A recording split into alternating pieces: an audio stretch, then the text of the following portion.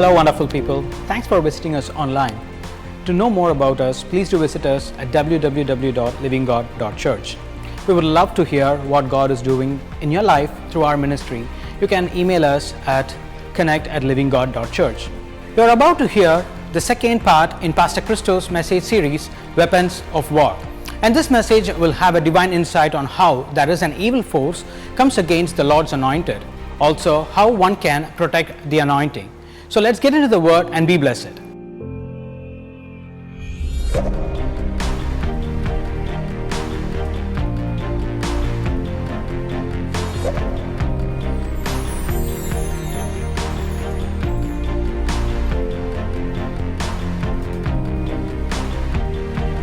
going to read you two passages. And as I read, kindly listen, because I'm going to pull out some words from those passages and explain to you what are the spirit of Amalekites responsible for in the life of God's people. And how does he attack God's people? Let's turn our Bible to book of 1 Samuel. Book of 1 Samuel chapter 15. And I'm going to be reading verse 2. Book of 1 Samuel chapter 15 verse 2. Thus says the Lord of hosts, I will punish Amalek for what he did to Israel. How he ambushed him on the way when he came out of Egypt. Everyone say the word. He ambushed Israel. Can I have it louder, please? Ambushed Israel. Let's go to Deuteronomy chapter 25. Let's turn our Bibles to book of Deuteronomy chapter 25. And I'm going to be reading you from verse 17 to verse 19. Remember what Amalek did to you on the way we were coming out of Egypt. How he met you on the way and attacked your rear ranks and all the stragglers at your rear. When you were tired and weary, he did not fear God. Therefore, it shall be when the Lord your God has given you rest from all your enemies all around, in the land which the Lord your God is giving you to possess as an inheritance, that you will blot out the remembrance of Amalek from under heaven. You shall not forget to do so. God's people, look at here, especially verse 19. God said to his people, when you have rest from all your enemies, I want you to not forget something, and that is you have to face your enemy Amalek and wipe him out of your territory. What does it mean to have rest? God's saying, I will give you rest from all your enemies. He's saying that no longer there will be battles in your life. You will come to a season where you will be in peace, where you will be in joy, experiencing God's fullness over your life. But do not sit laid back and enjoy your life, but remember that the spirit of Amalekite will still be in work, and you have to remember to wipe him out of your territory. What that means is, as God's people, there is not a time we can sit back and think that we have won all victories and everything is going to be great for us. But whereas on the other hand, God wants us to be alerted by saying the spirit of Amalekites is not like any other spirit or like any other enemy that you defeat in one point in your walk with God and you sit back. Whereas this spirit will come over and over again. He will come on and off in your ups and downs in your walk with God, and he will try to tempt you in a very particular area of your life. That's what God's people is being warned. And we are right now in New Testament where we are in rest. In the Old Testament, people tried to perform more than 600 Old Testament laws thinking they would be able to please God. In the end, they failed. They were frustrated. They understood that through their own works, they cannot please God. But in New Testament, Jesus said, come unto me, all you are heavily burdened, and I will give you rest. We are in a season of rest because we don't earn God's mercy and favor and salvation by our own works, but we earn it by the works of Jesus Christ on the cross. That's why God is saying, we are in a season of rest. All we need to do is just trust and lean on Jesus, and he takes care of the rest. But on the other hand, he's warning us, even when a generation goes to a time of rest, even in the New Testament, God's people have to be warned that you have to keep your eyes open and watch out for the spirit of Amalekites that wanting to attack you and bring you out of the relationship that you have with Jesus. Anyways, the spirit of Amalekites is doing. Number one, I want you to mark it by saying, the Bible says here, number one, he comes against the anointed people and he ambushes against them in order to destroy their life. The spirit of Amalekite is very focusedly targeting the anointed people of God. He looks out for the anointed, and he knows the anointed people have to be defeated. You know what anointing means? Anointing is a heavenly power, heavenly impartation that God gives a certain person for a certain time season so that he can go and fulfill the mission that God has for those people or for him or for that generation. That's what we call as anointing. In the New Testament, in the Old Testament, there was only certain people that was anointed by God. The kings were anointed because they have to lead God's people. The priests were anointed because they went and offered prayers for God's people in God's presence. And the prophets were anointed because they gave direction for God's people.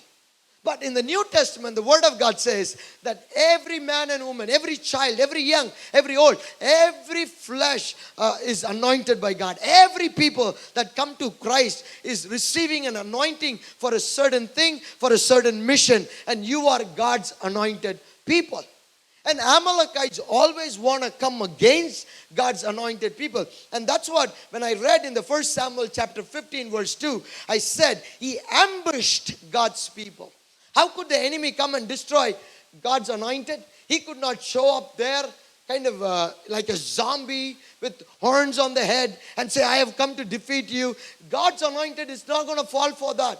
He wants to ambush them. He wants to sneak into their life and somehow hunt them from behind, hunt them from situation that they're not even aware of, so that God's mission will not happen in the world. And that's what the spirit of Amalekites want to do for God's anointed. God's people were in slavery in Egypt for 430 years. God brought them out of the slavery with a mighty hand. And here in the Bible it says, he ambushed those people. As thousands and thousands of people were walking, he was right there hiding himself, and he came against them and he destroyed those anointed people of God, the Israel, God's own country. And you have to know, and he's also right now in work, and he's looking out for people who are anointed by God, because the anointed people are the arrowhead for God's mission. They are the one who moves forward the kingdom of God. They are the one who goes out there and gets the mission of God done. And he knows, if I come against the anointed people of God, then the kingdom of God would not move forward in this world. And that's why he does so. And why do you think the Amalekites are so much targeting the anointed people? You have to see the origin of the people of Amalekites.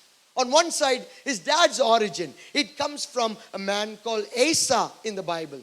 And his mom's origin is from people of Canaan. Canaanites, the Bible calls them. And these both people have something that are very connected with the anointing. First, Asa. Asa is the son of Isaac, the firstborn. And he had a younger brother called Jacob.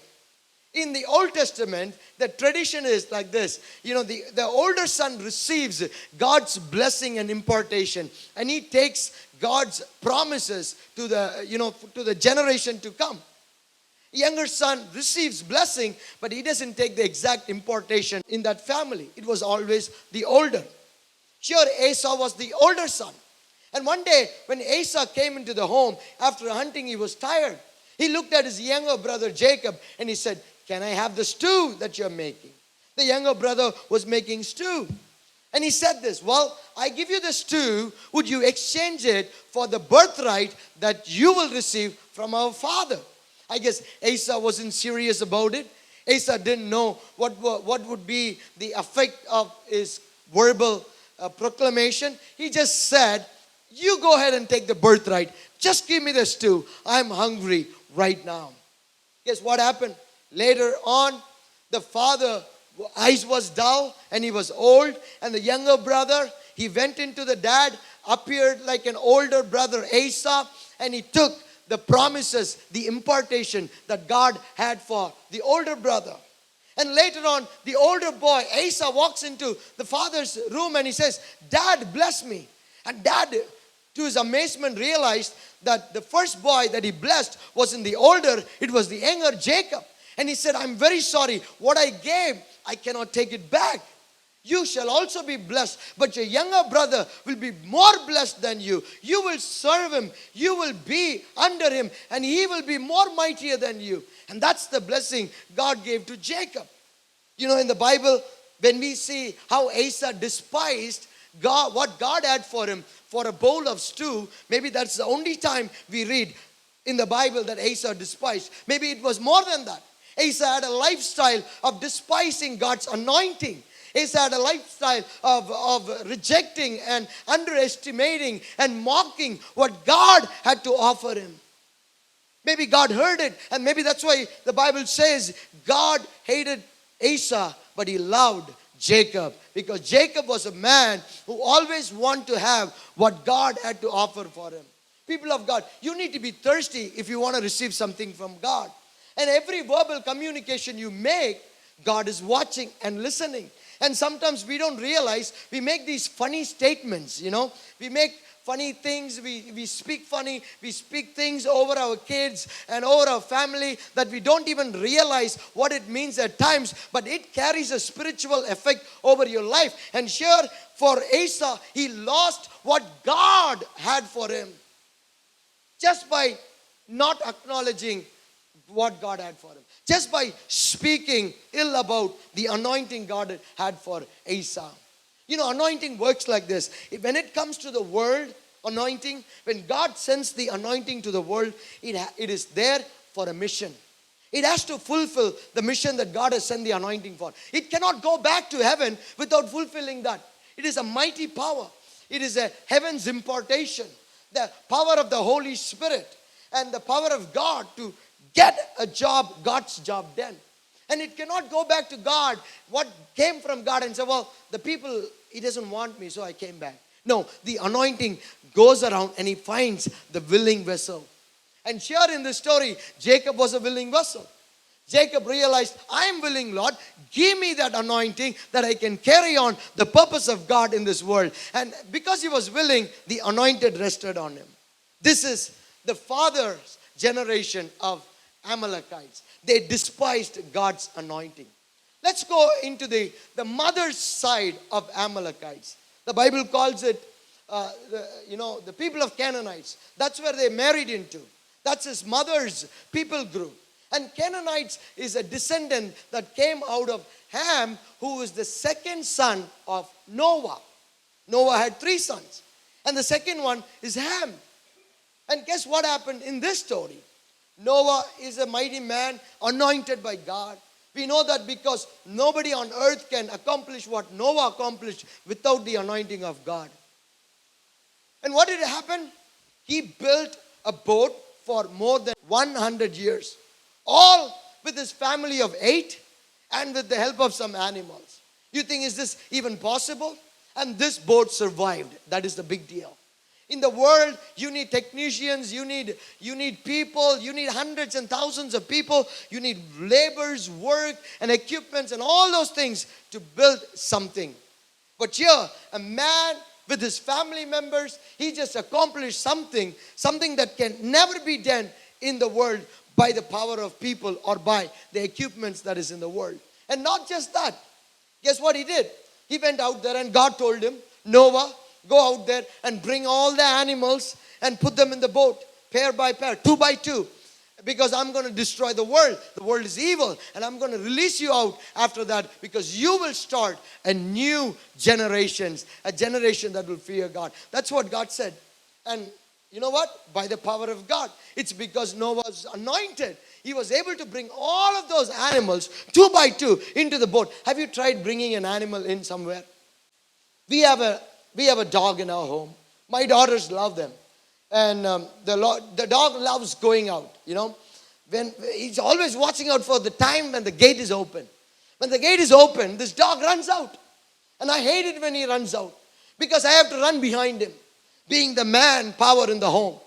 So I have to go and chase around the dog and say, hey, come on in, come on in. And he runs even further, and he runs even further, and he runs even further. I get tired of it. Can you realize what it would have been for Noah? If Noah wasn't anointed, I don't think so he could have got any of those animals inside that ark. It was because God's anointing was there. He just stayed there and he commanded and they came inside the ark. He was an anointed man of God. But yet, he's a man. He's anointed, but he is a man. So one day, he drank the wine little more than what is used to. And he didn't realize he was naked and he was lying. He was taking a sunbath. He was lying naked out there. And when he was lying naked, I guess Ham, his second born, walked across and he saw his father, the anointed man's shame, his nakedness. But guess what Ham did? He did not cover the nakedness, but he walked and just let the word out saying, oh, dad is just taking a sunbath. Dad is getting tanned. And dad is naked out there. And he just let everyone know. And he brought his younger brother and the older brother and he showed them. But his two other brothers dare not look at their fathers, the anointed man's nakedness. But they walked back and they covered him. Here, father woke up. Later realized what happened. The embarrassment that his son Ham brought him. And guess what? Out of anger, he cursed that Ham and he said, you father of Canaanites will be cursed. And he blessed the other two sons. So there was a curse that was imparted in the life of Ham and his descendants. Here you see Asa despised the anointing, but Ham despised the anointed. So both are people that had some struggle with inheriting what God had for them. And out of that came bitterness over the anointing and the anointed. They said, we're going to reject the anointed. We're going to fight against the anointed. That is the origin of Amalekites. Out of those people came Amalekites, which means even in this generation, now and forever, till the Lord returns, the Amalekites are going to be people who would always have anger and frustration and bitterness over God's anointed people. And that's why I say that this is going to be a battle where the enemy will ambush against you when he knows that you are God's chosen. When he knows that you are God's anointed, he will come against you and he will do his best to destroy you and your life from the destiny God has for you. It's a war that we will fight from generations to generation. And how many of you know that God has anointed each and every one of us for a purpose and for a plan in this world? Lift up your hands and just give me an amen. The second thing we read here in the book of Deuteronomy 25 from verse 17 to 19 is this. He attacked the stragglers on the rear side of the camp. The spirit of Amalekite is responsible for making God's people backslide from their walk with God. That's what he's responsible for. He is always looking for the rear ones. There was 3 million people that came out of Egypt and they were walking in the wilderness. Just picture it. 3 million people walking out of slavery. And now they got nothing out there. In Egypt they were slaves. They got all the things and bits and pieces that a slave could have. But out there, apart from Egypt, they have nothing. But God called them for something great. I will give you your own nation. I'll make you a people great. Just trust and come. 3 million people walked out. God fought for them against Egypt. God opened the Red Sea. God gave them manna from heaven. God gave them water. Every single thing God gave them. And he moved them. And he's helping them go and in the wilderness. He's leading them in the wilderness. But guess what happened? As they walked in the wilderness, they need protection. They need God's help. And God created something called a pillar of fire and a pillar of cloud. And he put that over above those 3 million people that were there. The pillar of cloud came in the daytime to protect them from the heat and from everything that would harm them. And in the night, the pillar of fire, it came to give them light and show them direction and to keep them protected from all of those little creatures that would come and attack them in the night hours. People of God, they were protected by God, and they were under the heavenly covering, the pillar of cloud, the pillar of fire, which is God's leading, which is God's protection, which represents in the New Testament the Holy Spirit of God. They were under it, 3 million. But guess what? The Bible says here, the Amalekites attacked the rear ones. Imagine how that scene would have been. People walking. The Bible says here, not just rear ones, it says here, the stragglers. The ones that are lagging, that took their own time in just whatever kind of walking. They were there, but they weren't in there. They were under the cloud, but they are not in the midst of the cloud.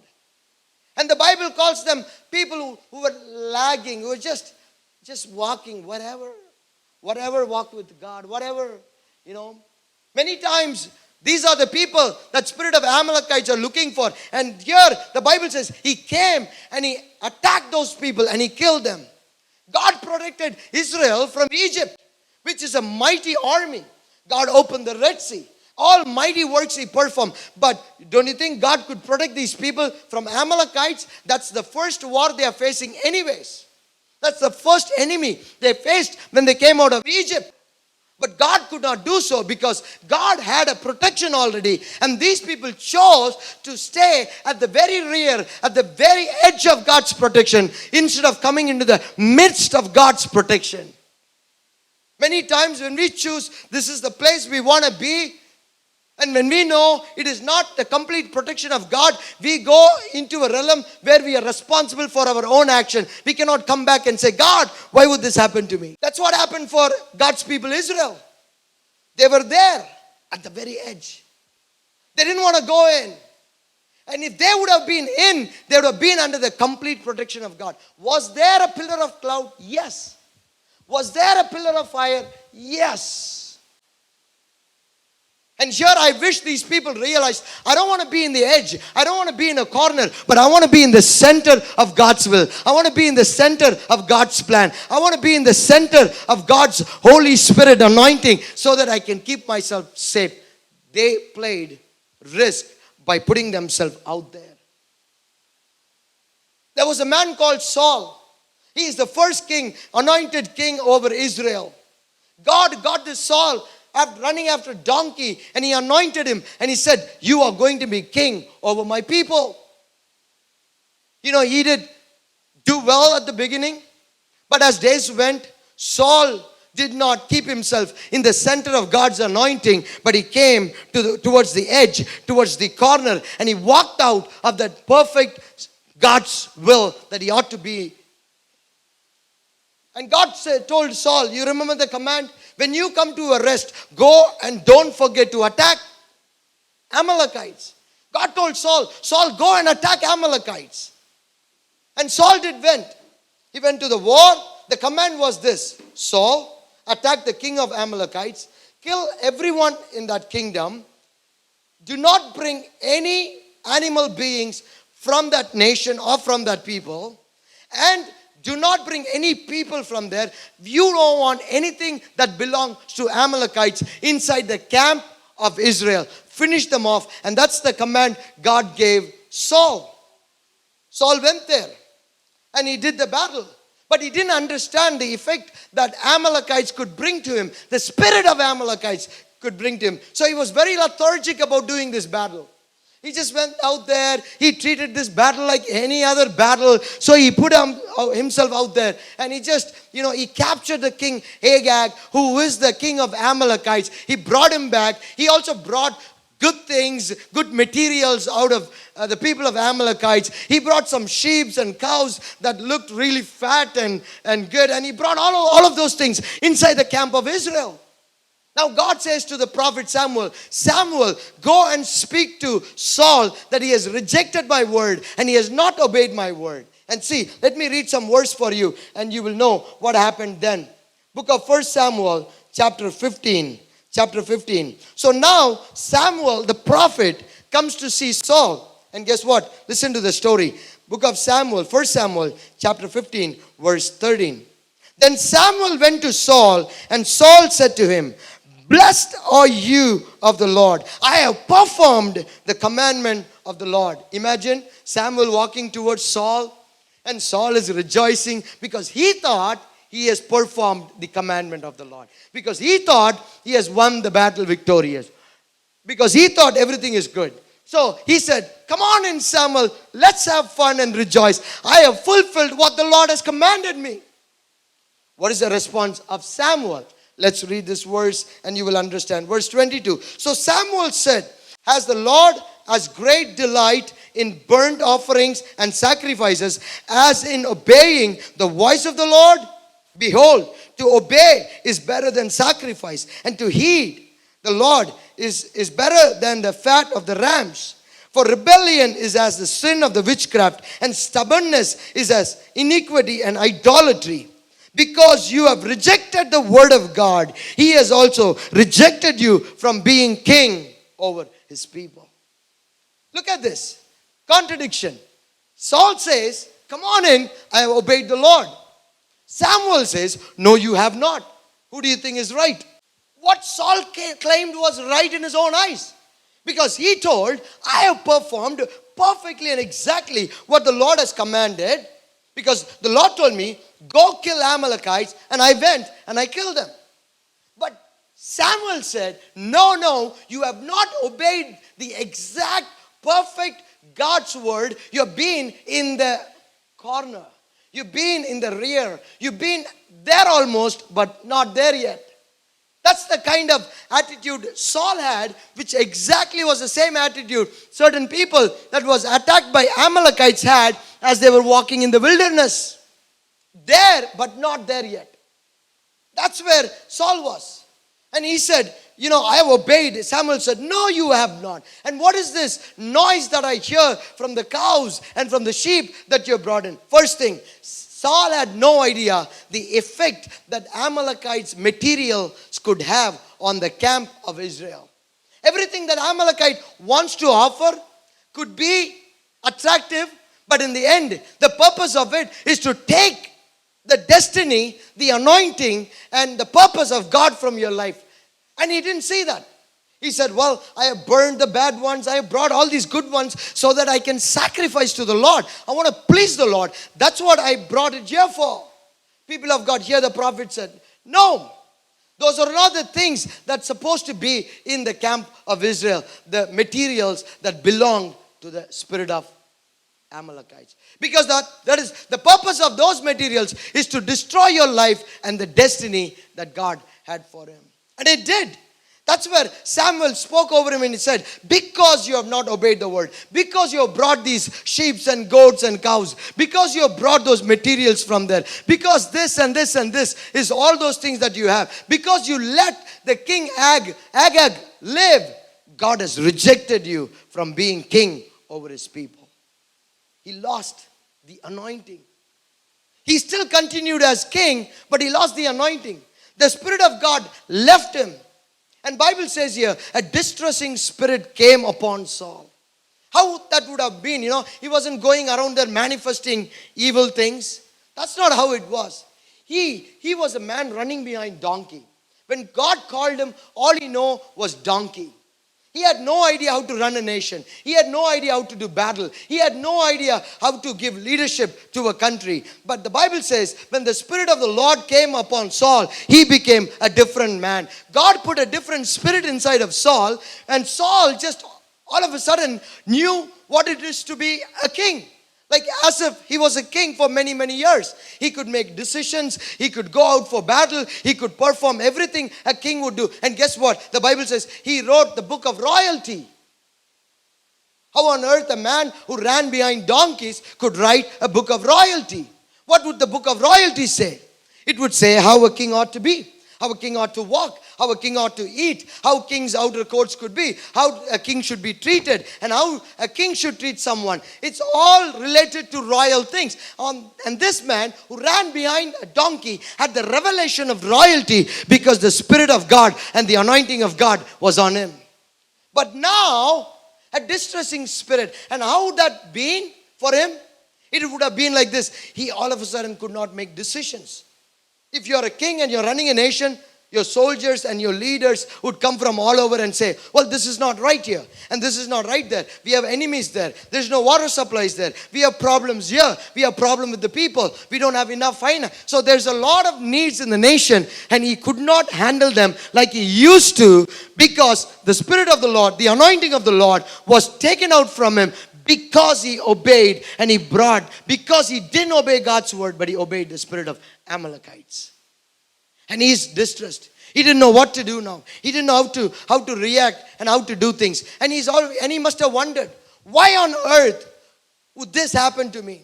This is something so small. In fact, he would have justified, because in those days, this is how soldiers were paid. They went to battle, and when they are victorious in a battle, they took all the possessions that belonged to the soldiers there and they brought it to their home. They would bring all their golds and metals and silvers. They would bring certain people to be their slaves and servants. They would just bring everything that belonged to the enemy. And this is usual. This is the culture. This is how things were. Maybe Saul questioned, saying, Lord, why would you do this for me when this is what usual? Well, God gave him a command not to do it. See, when you don't understand God's command, there will be times in your life when you don't realize, why is God asking you to do that? Just don't question God. Trust and obey. And as days comes by, the revelation of God would come. And as days come by, you will stand and see the very reason God made you do that. And here there was a reason. And the reason was this. Number one, Saul didn't have any idea that Amalekites were going to be the people that would want to wipe Israel out of this world. And that happened 6 centuries later after Saul was king. In the time of Esther. In those times, there was a king, and under the king was Haman. Haman was a man who was angry about Israel. He hated Israel. And the evil spirit, the spirit of Amalekite, possessed Haman so that he would bring in regulations and rules in order to destroy and wipe the race of Jews, the race of God's people out of this earth. And Saul had no idea that that was going to happen. And who is this name? Haman? Haman is nobody else than the descendant of King Agag himself. I guess Saul let King Agag's wife or concubines run away. He wasn't careful enough to get them when the Lord told them. And out of that descendants came Haman. And now all Haman wants is one mission: wipe God's people out of this world. Look at the spirit of Amalekites coming again against the God's people.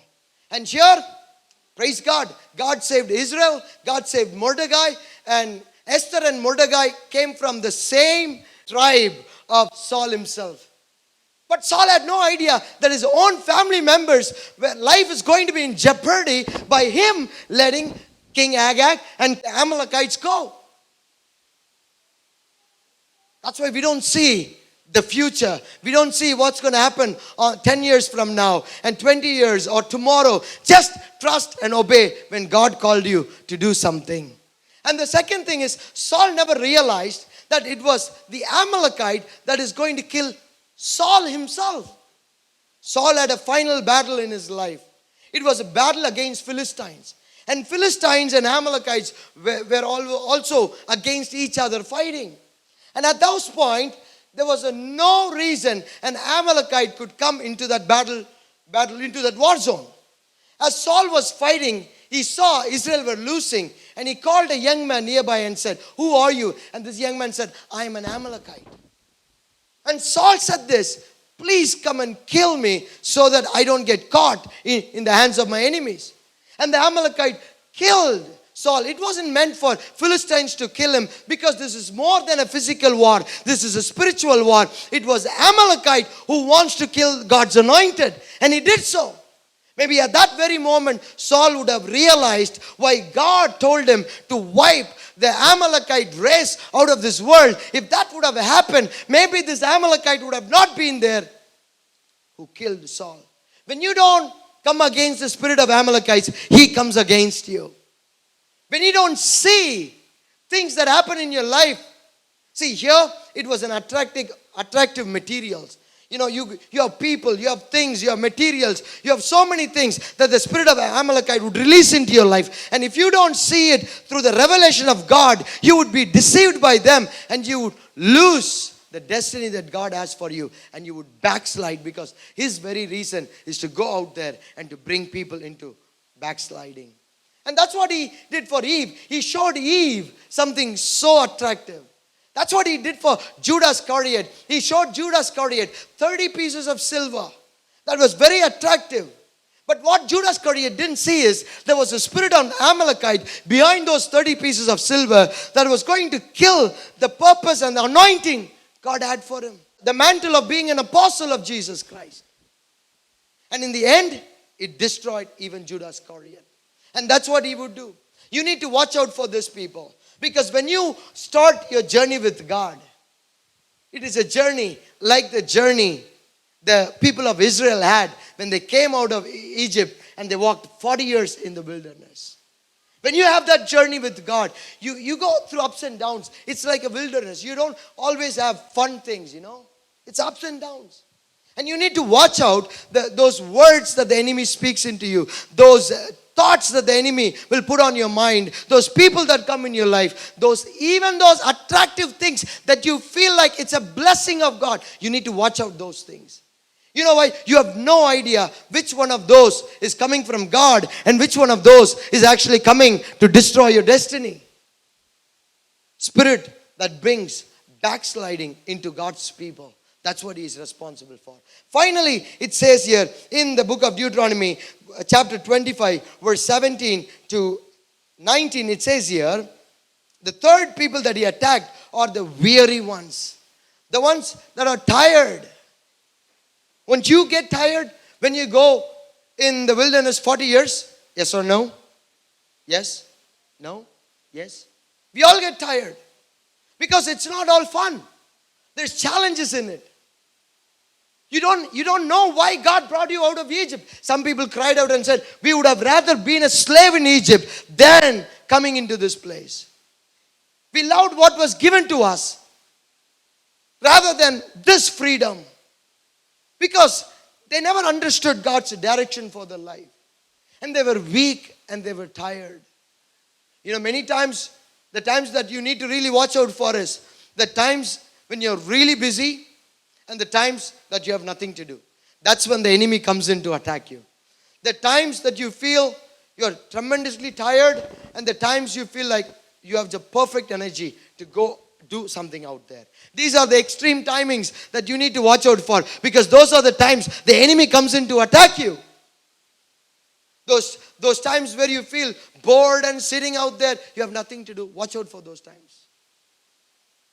The times when you have questions, why would this happen to me? When you have a time where you want to question God, why would God want to do this? Those are the times you need to watch out, because it is that moment that the Amalekite spirit would come in to take you back to the place you started your walk with God from. And here in the Bible, the third thing is this. They were tired. After King Saul died, it was King David that God raised to be king over his people. And David was tired, knowing that Saul was dead. But David was the next king. At this point, Saul and David wasn't in good relationship. Even though Saul, being the father-in-law of David, he always pursued to kill David because he wanted to be the king. And now the news of Saul's death comes to the ears of King David, and he's tired. And you won't believe what just happened to David. He had a war in a place called Ziklag, where the people of the Amalekites came and took his wives and children and all the soldiers' wives and children. A battle against the Amalekites. It brought them weary. It made them tired. It made them discouraged. And it is those times you need to watch out for him. Let me read this verse from 2 Samuel chapter 1. Turn me to book of 2 Samuel chapter 1. It says here, now it came to pass after the death of Saul. Saul died, and when David had returned from the slaughter of Amalekites, and David had stayed 2 days in Ziklag. And on the third day, behold, it happened that a man came from Saul's camp with his clothes torn and dust on his head. So it was when he came to David that he fell to the ground and prostrated himself. Verse 10. This is that man speaking to David, the young man who came to David. So I stood over Saul and killed him, because I was sure that he could not live after he had fallen. And I took the crown that was on his head and the bracelet that was on his arm, and I have brought them here to my Lord. People of God, you see what happened? This is a young man who killed Saul. And when he killed Saul, he comes running to the next anointed, who is David. Because now the next leader is David, that the Amalekites want to defeat. The second king, the very chosen king, was David. And I believe it was prophetic when the word of God said this. It said, the death of Saul happened, but David overcame Amalekites in another battle. It happened very simultaneously. There, a young Amalekite boy is killing Saul, and now the next anointed person is gaining victory over Amalekites before he becomes the king of God's people. What that means is this. You need to understand, and David had a revelation about this. David was a man of revelation. David wrote book of Psalms along with few other people as well. But when God gave David the revelation of Jesus Christ, birth, life, death, and resurrection and everything. He's a man who received God's revelation. I believe at this point, David might have had a revelation from God about the spirit of Amalekites itself. He didn't know who was the young man that was running to him. So there was a young man who ran to David, who had the crown of Saul, and who had the bracelet and the armor of Saul. And he said to David, David, Saul is dead, but I have brought his crown. But this is all David desired for. He desired for the crown, because that's the destiny of God for David, to be king over Israel. When you have a desire for something, when you're praying for something, when you're longing that God will give this to you, imagine the exact thing comes to you. What would you do? You just reach out to it and grab it. But here, King David was little different. He asked the Lord for a word. He asked the Lord, Lord, even though this is what I've been praying for, even though this is what I'm called to do, is this from you? Is this from you? Look at this, verse 13. Then David said to the young man who told him, where are you from? And he answered, I am a son of an alien, but I am an Amalekite. And here David said, so David said to him, how was it that you were not afraid to put forth your hand to destroy the Lord's anointed? And he destroyed that young man. I want to come back and say to you, ask you this one question. Maybe there's something you pray for and you ask the Lord and you're waiting for in your life. And it shows up. And many times we would be in a hurry, not discerning God's will in our life and reaching out there and grabbing whatever comes our way. Thinking and hoping that this is what God had for us. But here, people of God, listen up. David was a man who received God's revelation. And he understood the influence of the spirit of Amalekite. He destroyed the people and he destroyed the young man. And he said, even though the crown I want, I'm not going to receive it from you. The Lord will give it to me. And I don't want it from you. Okay, maybe change the story a bit. Imagine David embracing the young man. Wow, you fought for me? You remembered me in that battle? And you defeated my enemy Saul? And you brought this crown to me? Stay with me. That's what you and I would have done. Stay with us. If this Amalekite would have stayed with David, David's anointing would have been lost. And the destiny of David would have changed to another hell direction. But praise be to God, he had a revelation that who the spirit of Amalekite is. And this is my prayer for the day for everyone who's hearing the word of God now. That God would give his people, you, the revelation of what spirit of Amalekite is. And he would give you the insight in your life to see people. People may come to embrace you. They may come with good ideas. You may have business partners. You may have spiritual people. You may have, dating relationships. You may just desire for family and friends. And there's people around you. But may the Lord give you an insight to let you know, even though those people care about you, those people like you to the core, are they the people that God has sent to your life? May the Lord give you an insight in all the blessings that you receive. Can I have just the keyboardist, please, with the very low volume? May Lord give you the insight of all the blessing you receive. Whether those are coming, even though those are the blessing you prayed for, or those are the blessings that are actually coming from God Himself. Because everything that Amalekites want to offer you could be attractive, but in the end, it would take you away from the purpose that God had for you. Even right now, God is calling you to pick up the weapon of war to fight against the spirit of Amalekite. I'm going to wrap my sermon by pointing out to you this passage where how God's people overcame the spirit of Amalekite. My sermon would not be complete just by identifying the spirit to you, but not giving you the strategy or the biblical weapon that you could have to overcome this. I want to complete by showing this. Let's turn our Bibles to book of Exodus, chapter 17. I'm going to be reading to you from verse 9 onwards. Just listen carefully. And Moses said to Joshua, choose us some men and go out. Fight with Amalek. Tomorrow I will stand on top of the hill with the rod of God in my hand. So Joshua did as Moses said to him and fought with Amalek. And Moses and Aaron and Hur went up to the top of the hill. So it was when Moses held up his hand that Israel prevailed. And when he let down his hand, Amalek prevailed. But Moses' hands became heavy. So they took a stone and put it under him. And he sat on that stone. And Aaron and Hur supported his hands, one on one side and the other on other side. And his hands were steady until the going down of the sun. So Joshua defeated Amalek and his people with the edge of the sword. The very first thing he said is, Moses said to Joshua, Joshua, go choose some men. This is not a battle that you can fight on your own. The spirit of Amalekites is not someone that you go out there and you do everything possible in your own strength to defeat him. The spirit of Amalekites had to be fought with the spirit of unity among God's people.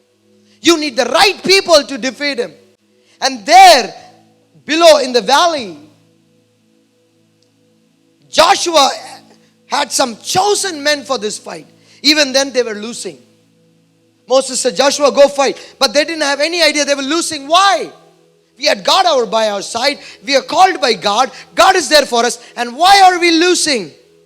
And Moses said, no. This is not a battle to be fought on your own. We need to come together. And Moses said, let me have some. Let me go up to the mountain. And maybe Moses decided he go upstairs to the mountain. And he lifted up his hands. He put his hands up and he had this rod, which is God's authority. People of God, God has given you an authority. God has given you His Holy Spirit. God has given you that fire. The Moses got that rod right in front of God's holy mountain, right in front of that burning bush, that fire. It's the Holy Spirit anointing and the authority God has given him. God told him, put your rod up. And he had the rod up. He had his hands lifted up, which is a praying posture, which is a posture seeking God. And he was on top of the mountain, which mountain represents God's presence. He was in God's presence.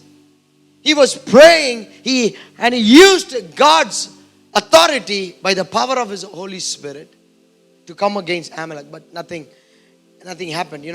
Every time he kept his hand up, Israel would have victory. And how long would you keep your hand up? When you feel tired and weary, he put his hands down and God's people would lose. And he put his hands up, God's people would win. And he figured out soon that the battle can be won only by Moses keeping his hand up. He could not do so again God reminded, this is not a battle that you fight on your own. You need people around you. So now I need one person. Maybe I can have Brother Swarup come here. And he called Aaron. Aaron is Moses' brother. But Aaron is a priest of God's people. And he told, Aaron, can you please hold my hand up? And then he called another person called Hur. Please come up. The Bible doesn't explain who this guy is. But he's out there. He could be a leader guiding God's people. But here they need two people. One is a priestly anointing. Another one is a leader who represents unity. And Moses said, can you please hold my hands up? So Moses had a hand up. And it went hours and hours. But God's people were having victory down there in the valley. And then God told his people, not told, showed his people, for us, for the people that living in the New Testament time. This is a battle you will fight from generation to generation. And this is not a battle you fight on your own. This is a battle you fight with God's people on your side. With the council of the church. With the pastoral council and the pastoral leadership over your side. And another one is that your unity with fellow brothers and coming under, having a mentor, having a guide to lead you. And every time you come through crossroads in life, you go and you pray with them and you come together and you ask, is this from God or is this from spirit of Amalekite? Which Saul didn't do with Samuel.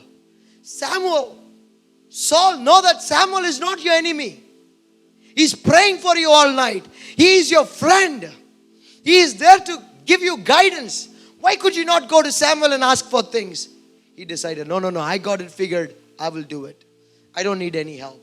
But here, even Moses, who is the covenant leader, old covenant leader, who is the man to whom God gave the old covenant, who's the man who put forth the rod of God and opened the Red Sea, who's the man, the only leader God put forward to defeat the kingdom of Pharaoh, even a bigger enemy army than Amalekites.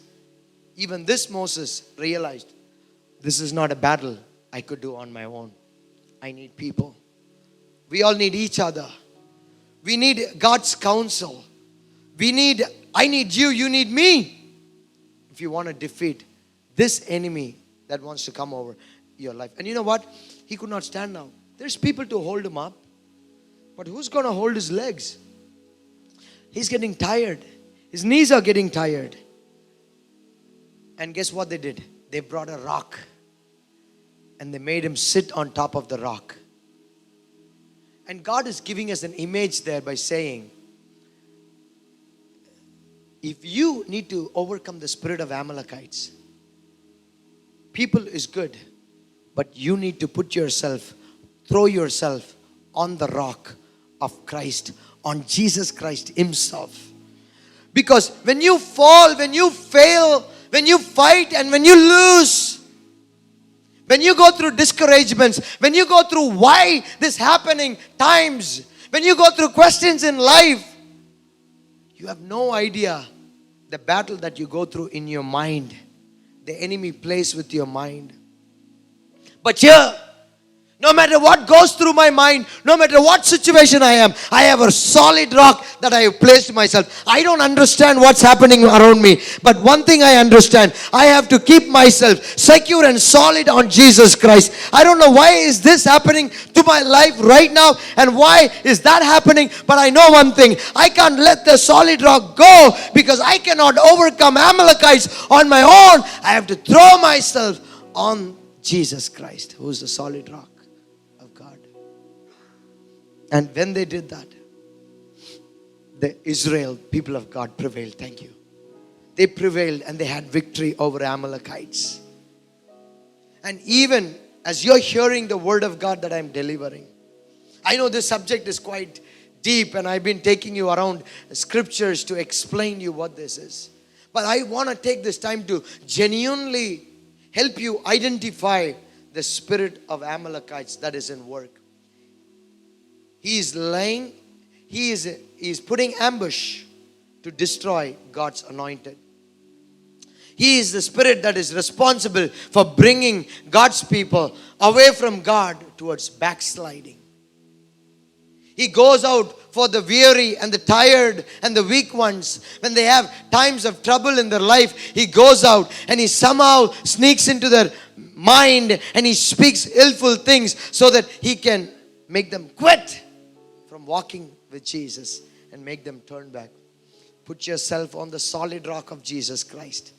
He would never leave you. He would never forsake you. Hope this message would have been a real blessing for you. Please do share us your experience to our email ID. We do have a dedicated line for prayer and care calls, and you can reach us at 044 4003 4444. And please don't forget to subscribe to our YouTube channel to listen to more of this kind.